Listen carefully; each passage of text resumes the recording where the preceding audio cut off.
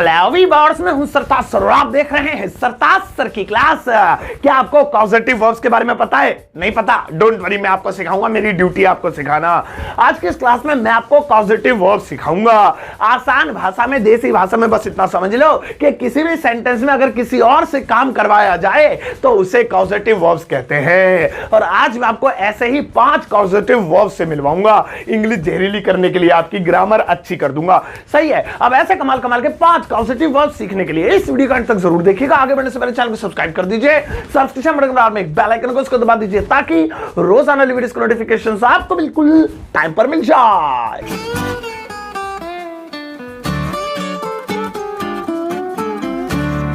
दोस्तों, वीडियो की शुरुआत करने से पहले मैं आपको अग्रवाल एग्जाम कार्ड की all in one school English grammar के बारे में बताना चाहूंगा। इस किताब के बारे में मैं अक्सर आपको बताता रहता हूं। यह किताब इतनी बेहतरीन है कि इसको न सिर्फ 9 to 12 के बोर्ड एग्जाम्स की तैयारी करने वाले स्टूडेंट्स, बल्कि वो विद्यार्थी भी जो कॉम्पिटेटिव लेवल के एग्जाम्स की तैयारी कर रहे हैं, फिर चाहे वो एसएससी हो, यूपीएससी हो, एमटीएस हो या फिर कोई और कॉम्पिटेटिव एग्जाम हो, उनके लिए ये एकदम बेहतरीन किताब है। इस किताब के अंदर लगभग हर एक ग्रामर के टॉपिक को कवर किया गया है और बहुत डीपली उसके बारे में समझाया गया है। यह किताब एक बिलिंगुअल बुक है, यानी कि हिंदी इंग्लिश इसमें दोनों में समझाया गया है ताकि आप और अच्छे से समझ सकें। और इसकी हिंदी नॉर्मल नहीं है, मतलब बहुत आसान शब्दों में है, बिल्कुल वैसे ही जैसे मैं आपको पढ़ाता हूं, एकदम देसी भाषा में। इसके अलावा इसका अगर राइटिंग स्किल देखें, इसके राइटिंग स्किल की बात करें तो वो भी एकदम कमाल का है, क्योंकि इसके अंदर बहुत सारे पैटर्न्स दिए गए हैं, लेटर्स के, एप्लीकेशंस के, बायोडाटास के और पता नहीं क्या क्या, जिसके जरिए आप खूब अच्छी प्रैक्टिस कर सकते हैं। और हर एक टॉपिक के साथ एक्सरसाइज दी गई है ताकि सेल्फ प्रैक्टिस कर सके, खुद को देख सके कि आपका लेवल क्या है और आप कहां तक पहुंचे हैं। तो ये किताब मैं अक्सर आपको प्रेफर करता हूं और आज भी प्रेफर करूंगा। इस किताब को आप प्लीज खरीद लीजिए, अपने लिए ना सही, अपने घर में बच्चों के लिए खरीद सकते हैं या अपने आसपास अपने फ्रेंड्स को भी गिफ्ट कर सकते हैं। और अगर आप किसी बोर्ड लेवल के एग्जाम की तैयारी कर रहे हैं या फिर आप किसी कॉम्पिटेटिव लेवल के एग्जाम की तैयारी कर रहे हैं तो आपको तो फिर ये किताब खरीद लेनी चाहिए। लिंक इस वीडियो के डिस्क्रिप्शन बॉक्स में मैंने दिया हुआ है। हेवी डिस्काउंट चल रहा है इस वक्त, क्लिक कर फौरन इसे खरीद लेना। तो चलिए शुरुआत करते हैं इस वीडियो की। आज के दिन मैं आपको सिखाता हूं 5 कॉजेटिव वर्ब्स, दो एग्जांपल्स भी दूंगा, इसलिए कॉपी पेन लेकर बैठ जाना, भेजे में खुद जाएगा आज अच्छे से। पहला वाला है करवाना चाहिए, करवाना चाहिए। अब ऐसे बहुत सारे वाक्य होते हैं, जैसे तुम्हें अपने बाल कटवाने चाहिए, तुम्हें अपने घर में सफेदी करवानी चाहिए, तुम्हें पापा से अपने लिए बाइक खरीदवानी चाहिए, तुम्हें उससे घास कटवानी चाहिए। सो कोई भी काम किसी से करवाना चाहिए, उसके लिए क्या होगा? तो उसके लिए फॉर्मूला सुनो। उसके लिए फॉर्मूला है should plus get plus object plus verb की third form. Should plus get plus object plus verb की थर्ड फॉर्म।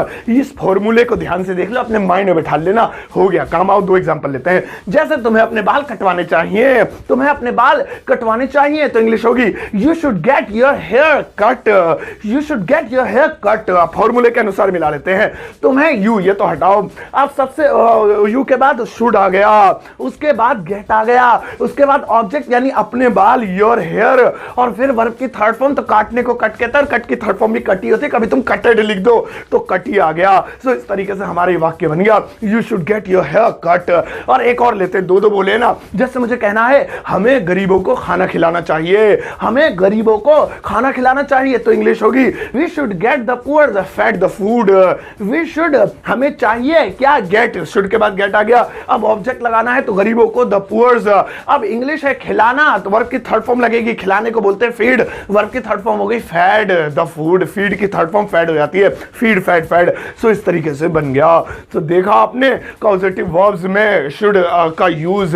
तो अब should plus get plus object plus verb की थर्ड फॉर्म याद कर लेना और वो कोई भी काम कराना चाहिए फॉर्मूला टिका देना, नोट कर लो, आप भी बाद में कर लेना। आओ अब नेक्स्ट वाला देखें। और भैया नेक्स्ट वाला है करवा दूंगा, करवा दूंगा। कोई भी काम करवा दूंगा, करवा दूंगी, करवे दूंगे नहीं सर, करवा देंगे। जैसे मैं अपने घर में सफेदी करवा दूंगा, वो कार को ठीक करवा देगा, वो मोबाइल को बिकवा देगा, वो जमीन खरीदवा देगा, हम इसको ये करवा देंगे। सो कोई भी काम करवा दूंगा, करवा देंगे आए, उसके लिए फॉर्मूला सुनो क्या है। उसके लिए फॉर्मूला है will plus get plus object plus verb की थर्ड फॉर्म।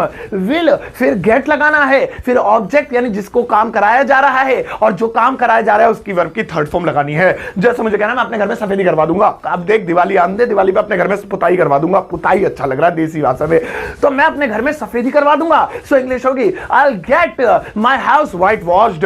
आई मैं अब विल गेट, ये आ गया देखो, करवा दूंगा विल गेट। उसके बाद ऑब्जेक्ट लगाना है तो ऑब्जेक्ट अपने घर में, माई हाउस। अब तुम्हारे ऊपर करवाता तो यू हो जाता, उसके थोबड़े पे करवाता तो ही और शी हो जाता। और सफेदी करवाने को व्हाइट वॉश बोलते हैं, लेकिन थर्ड फॉर्म लगानी है तो व्हाइट वॉश्ड, इस तरीके से। और इसी तरीके जैसे मुझे कहना है पापा मोबाइल ठीक करवा देंगे, टेंशन मत ले, खराब हो गया तो क्या होगा, पापा मोबाइल ठीक करवा देंगे। सो इंग्लिश होगी father will get the mobile repaired. Father will get the mobile repaired, father यानी पापा, और विल गेट वही फॉर्मूले में जो लिखा वही आ गया। द मोबाइल ऑब्जेक्ट है, ये इसी पे ही तो काम हो रहा है। और रिपेयर यानी ठीक कराना, वर्ब की थर्ड फॉर्म रिपेयर्ड।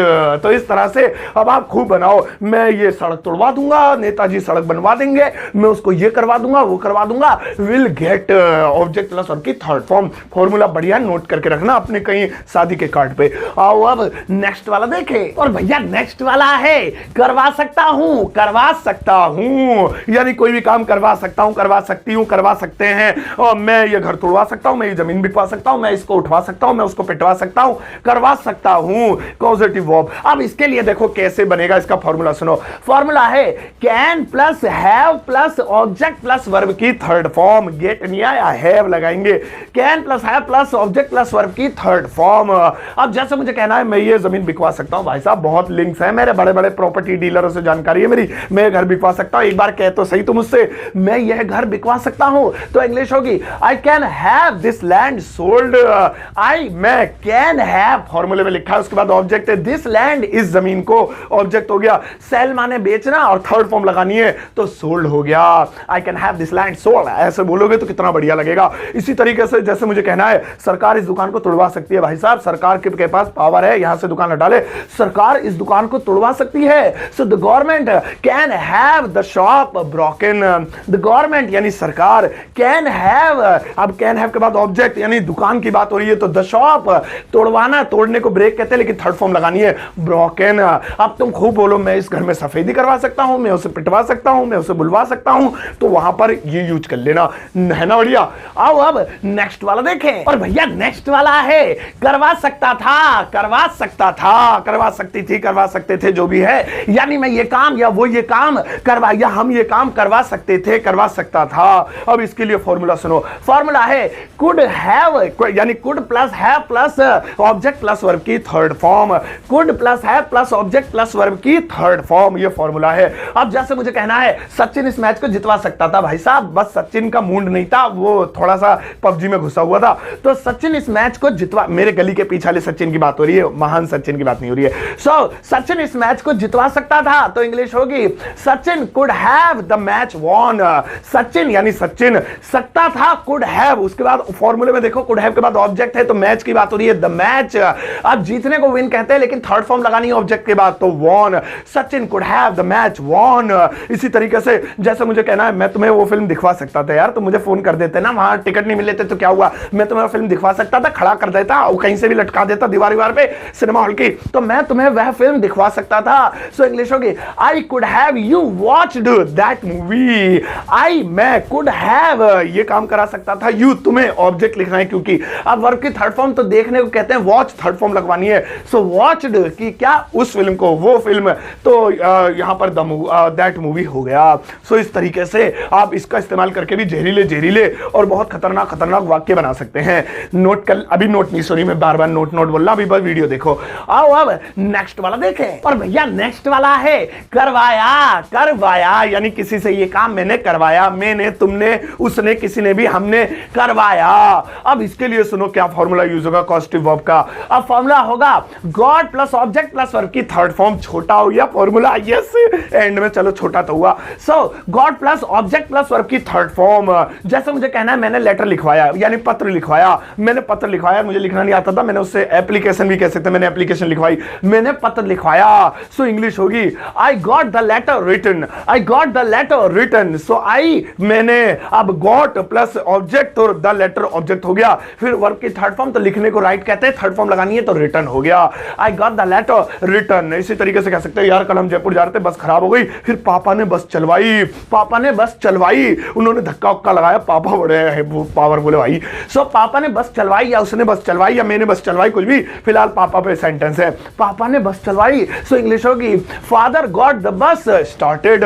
फादर पापा ने द गॉट, अब वही गॉट फॉर्मूला लागू हो रहा है, गॉट फिर ऑब्जेक्ट यानी बस, बस ऑब्जेक्ट है, फिर बस को चलाने के लिए स्टार्ट होगा तो यहां पे थर्ड फॉर्म होगी तो स्टार्टेड हो गया। सो इस तरीके से इसका यूज करके भी आप कमाल कमाल के काउजेटिव कौन से हैं ये जो भी है ये इन्हें बना सकते हो, है ना भाई साहब। भयंकर से खतरनाक है मुझे पता है, लेकिन मजा आता है इन्हें बनाने के लिए। अब भाई साहब आपके लिए एक छोटा सा काम है, ये देखना है कि आपको ये चारों काउजेटिव 5 सिखाए, मैं भूल गया, याद है या नहीं, तो मैं आपको 5 ही सेंटेंसेस देता हूं।